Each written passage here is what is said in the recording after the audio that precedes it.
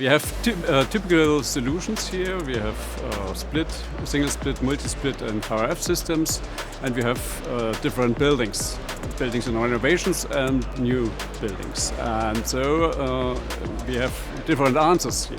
We can say VRF systems we use typically and often in non-residential buildings, office buildings, like something like that, and we use split systems more or less in residential buildings, especially in renovation and especially in multifamily houses.